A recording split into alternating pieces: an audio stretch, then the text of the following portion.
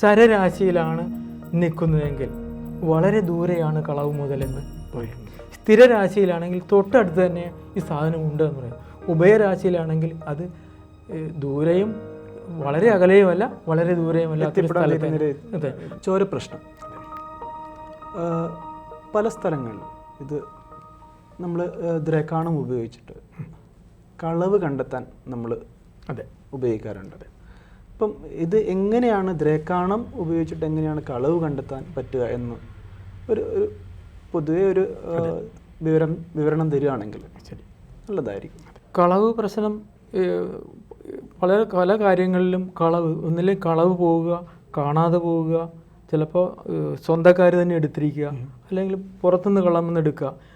ചില കളവ് മുതൽ അവിടെ തന്നെ കണ്ടുപിടിക്കുക, ചിലത് ദൂരേക്ക് പോവുക. ഇങ്ങനെ പല വിധത്തിൽ കളവിൻ്റെ സ്വഭാവമുണ്ട്. ഇങ്ങനെ കളവാണെന്ന് കണ്ടുപിടിച്ച് കഴിഞ്ഞാൽ ഈ കള്ളൻ്റെ സ്വരൂപം ആരായിരിക്കും ഇത് കട്ടത് എന്ന് കണ്ടുപിടിക്കുക എന്നുള്ളൊരു എല്ലാവരുടെയും ഒരു ആകാംക്ഷയാണ്. അപ്പോൾ ഈ കള്ളൻ്റെ സ്വരൂപത്തെ കണ്ടുപിടിക്കുന്നതിന് ഏറ്റവും സഹായിക്കുന്ന, ആസ്ട്രോളജിയിൽ ഏറ്റവും കൂടുതൽ സഹായം ചെയ്യുന്ന ഒരു ഘടകമാണ് ദ്രേക്കാണം. പ്രശ്ന ലഗ്നം കൊണ്ട്, ആരുടം കൊണ്ട്, ആരുടത്തിൻ്റെ ദ്രേക്കാണത്തിൻ്റെ സ്വരൂപമായിരിക്കും കള്ളന് എന്നാണ് പറയുന്നത്. നമ്മൾ തെളിയും, കള്ളൻ്റെ സ്വരൂപം തെളിയും. അതെ, എന്നുവെച്ചാൽ ആരുടം നമ്മൾ ഒരു പ്രശ്നം ആരുടം എടുത്തു കഴിഞ്ഞാൽ ആരുടം ഏത് ദ്രേക്കാണത്തിൽ നിൽക്കുന്നു എന്ന് കണ്ടുപിടിക്കാം. കണ്ടുപിടിക്കുന്നത് എങ്ങനെയാണെന്ന് വെച്ചാൽ ലഗ്നത്തിൻ്റെ സ്ഫുടം തന്നെയായിരിക്കും ആരുടത്തിൻ്റെ സ്ഫുടമായിട്ട് എടുക്കുക.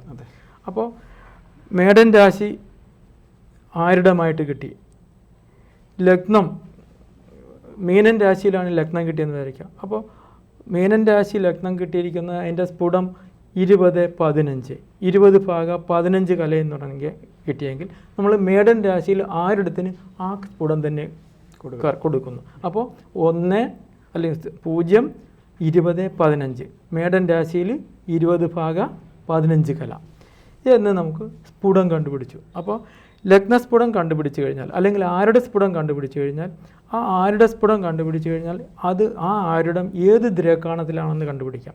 അപ്പോൾ നമുക്ക് 20-15 20/15 കല എന്നാണ് കണ്ടുപിടിക്കുന്നതെങ്കിൽ 10 ഡിഗ്രി വരെ ഒന്നാമത്തെ ദ്രേക്കാണവും 20 വരെ രണ്ടാമത്തെ ദ്രേക്കാണവും, അത് കഴിഞ്ഞാൽ മൂന്നാമത്തെ ദ്രേക്കാണം. അപ്പോൾ മൂന്നാം ദ്രേക്കാണമാണ് ആരുടത്തിൻ്റെ ഉദയം എന്ന് കണ്ടുപിടിക്കാം. ആരുടെ ലഗ്നം മൂന്നാം ദ്രേക്കാണത്തിൽ. അപ്പോൾ മൂന്നാം ദ്രേക്കാണത്തിൻ്റെ സ്വരൂപത്തിലേക്ക് നമ്മൾ പോകും. ഇതിനൊരു ഉദാഹരണം കൂടി പറയാം. ഒരിക്കൽ ഒരു കളവ് പ്രശ്നത്തിൽ ഒരു കുടുംബക്ഷേത്രത്തിൽ അവരുടെ വാർഷിക പൂജ, ഇങ്ങനെയുള്ള കേസുകൾ വന്നിട്ടുണ്ട്. ഞാൻ ചെയ്ത ഒരു കേസ് പറയാം, അതാണ് ഉദാഹരണം പറയുന്നത്. ഞാൻ കണ്ടുപിടിച്ച ഒരു കുടുംബക്ഷേത്രത്തിൽ അവർ വാർഷികമായിട്ടാണ് ആ വീട്ടിൽ അവരുടെ കുടുംബക്ഷേത്രത്തിൽ പൂജ, ചെറിയ കുടുംബമാണ്, പൂജയൊക്കെ നടത്തുന്നത്. അത് പൂജയ്ക്ക് വിളക്ക്, ഉരുളി ഒക്കെയുള്ള പൂജാ സാധനങ്ങളെല്ലാം സൂക്ഷിച്ചിരുന്നു. ഇവർ ആ വാർഷിക പൂജയ്ക്ക് വേണ്ടിയിട്ട് ഈ മുറി തുറന്നു കഴിഞ്ഞപ്പോൾ ഇതിനകത്ത് നിന്ന് കുറേ സാധനങ്ങൾ നഷ്ടപ്പെട്ടതായിട്ട് കണ്ടു. ഈ നഷ്ടപ്പെട്ടതായിട്ട് കണ്ടു കഴിഞ്ഞപ്പോൾ ഇത് എങ്ങനെ നഷ്ടപ്പെട്ടു എന്ന് ഇവർക്ക് അറിയുന്നില്ല. അപ്പോൾ കള്ളനെ കണ്ടുപിടിക്കണം, അത് തിരിച്ചു കിട്ടുമോ എന്നുള്ളതെല്ലാം ആയിരുന്നു അവരുടെ ചോദ്യം. അപ്പോൾ അങ്ങനെ കണ്ടുപിടിച്ച് കഴിഞ്ഞപ്പോൾ ആരുടമായിട്ട് കിട്ടിയത് കന്നിരാശിയുടെ രണ്ടാമത്തെ ദ്രേക്കാണമാണ് ഉദിച്ചത്. അപ്പോൾ കന്നിരാശി രണ്ടാം ദ്രേക്കാണത്തിലാണ് ലഗ്നം കിട്ടിയത്.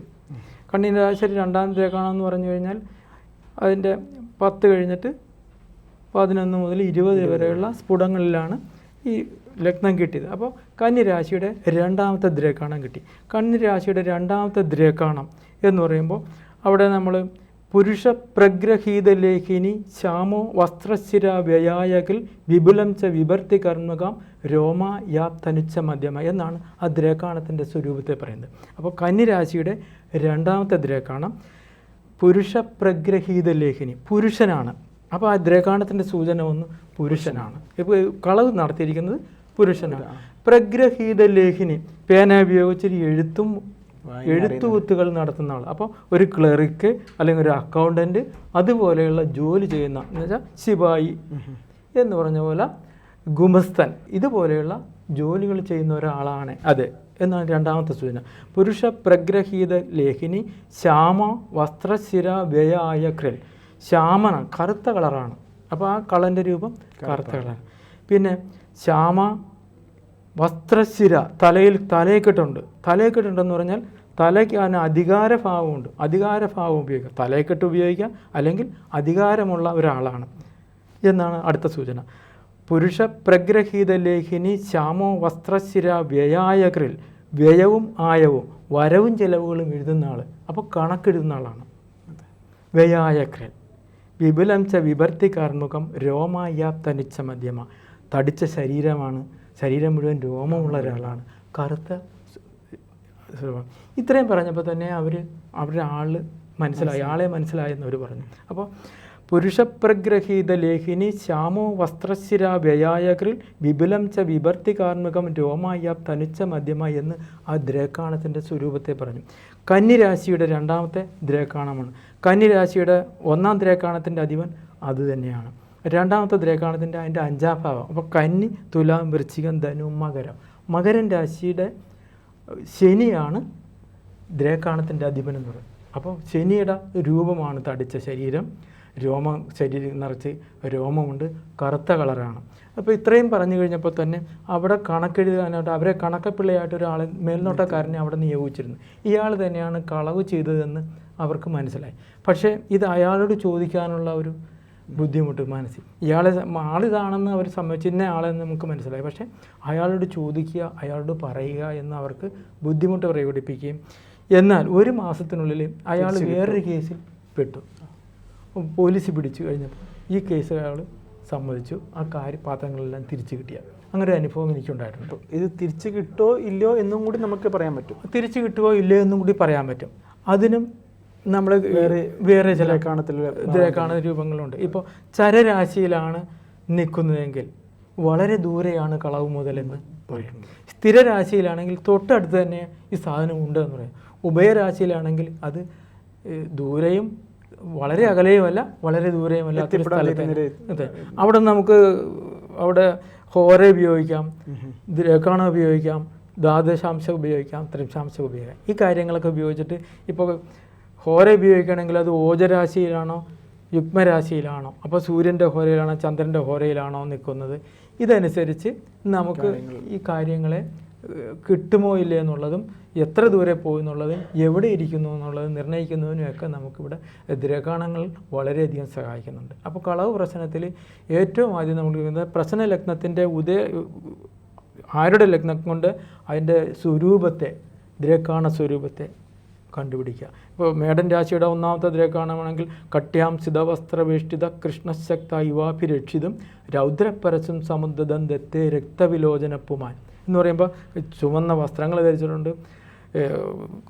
കണ്ണുകൾ ചുവന്നതാണ്, സിതവസ്ത്രമാണ്, വെളുത്ത വസ്ത്രം ധരിച്ചിട്ടുണ്ട്, കണ്ണുകൾ ചുവന്നതാണ്, ആയുധത്തിൽ നിൽക്കുന്നുണ്ട്, ശൗര്യമുണ്ട്, വീര്യമുണ്ട്, ഇങ്ങനെയുള്ളതെല്ലാം മനസ്സിലാക്കും. അപ്പോൾ ഇതനുസരിച്ച് നമുക്ക് ആ വ്യക്തിയുടെ സ്വരൂപത്തെ കണ്ടുപിടിക്കാം. അതുപോലെ ഒരാളുടെ ജോലി കണ്ടുപിടിക്കുന്നതിനും ജോലിയുടെ സ്വഭാവം കണ്ടുപിടിക്കുന്നതിനും ദ്രേക്കാണ സ്വരൂപങ്ങൾ ഉപയോഗിക്കാം. 10ാം ഭാവത്തിൻ്റെ ദ്രേക്കാണം എടുത്തു കഴിഞ്ഞാൽ അയാളുടെ ജോലിയുടെ സ്വഭാവം എന്താണെന്ന് മനസ്സിലാക്കാം. ശരിയാണ്. അത്യുച്ചിത്രദശ പതാകം ഉപൈതിബോധം കുലം പ്രയാതി ജലതേ പരിവാരയുക്ത വർണ്ണേന ചമ്പകമുഷ പ്രമദ ത്രിഭാഗ മീനസ്യ ചൈഷകതിതോ മുനിഫുദ്ധിതീയ. മീനൻ രാശിയുടെ രണ്ടാമത്തെ ദ്രേക്കാണത്തിൻ്റെ സ്വരൂപത്തെയാണ് പറയുന്നത്. അധികാരഭാവം, കൊടിയൊക്കെ പാറിച്ചുകൊണ്ട് പരിവാര സമേതമായിട്ട് പോകുന്ന അത്ര അധികാരഭാവങ്ങളെ സൂക്ഷിക്കുന്നു.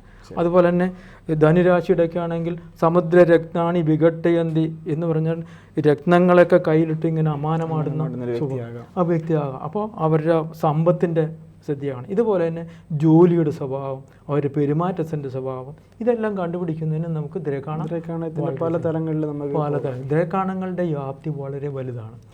എനിക്ക് തോന്നുന്നു ഈ മഷിനോട്ടം അല്ലെങ്കിൽ വെറ്റില ശാസ്ത്രം അതിലൂടെയാണ് നമുക്ക് കള്ളനെ കണ്ടെത്താൻ പറ്റും എന്നുള്ളത് മാത്രമേ ആൾക്കാർക്ക് ഒരു ധാരണയുണ്ടായിരുന്നു. ഈ ദ്രേക്കാണം ഉപയോഗിച്ചിട്ട് ഈ കളവ് കണ്ടെത്താൻ പറ്റും, അല്ലെങ്കിൽ ഒരു വ്യക്തിയെ എങ്ങനെ മനസ്സിലാക്കാൻ, രൂപം എങ്ങനെ എന്നൊക്കെ പൊതുവെ ആൾക്കാർക്ക് അറിവ് കുറവാണ്. അതെ, ഇത് ഒരു പുതിയ അറിവാണ് ഇപ്പം എല്ലാവരും കിട്ടിയിരിക്കുന്നത്. അതെ, വളരെ വളരെ നന്ദി, സന്തോഷം. ജ്യോതിഷമോ വാസ്തുവോ പൂജയോ നിങ്ങൾക്ക് ആവശ്യമുണ്ടോ? ഈ താഴെ കാണുന്ന നമ്പറിൽ വാട്സപ്പ് ചെയ്യൂ. നിങ്ങൾ ചെയ്യേണ്ടത് ഇത്രമാത്രം: ഈ നമ്പർ നിങ്ങളുടെ മൊബൈൽ സേവ് ചെയ്യുക, വാട്സപ്പിലേക്ക് ഹായ് അയയ്ക്കുക. ജ്യോതിഷ സംബന്ധമായ എല്ലാ ആവശ്യങ്ങൾക്കും ABC മലയാളം നിങ്ങളോടൊപ്പമുണ്ട്. ജ്യോതിഷവുമായി ബന്ധപ്പെട്ട എല്ലാ വിശേഷങ്ങളും നിങ്ങളിലേക്കെത്താൻ ABC ജ്യോതിഷം സബ്സ്ക്രൈബ് ചെയ്യുക.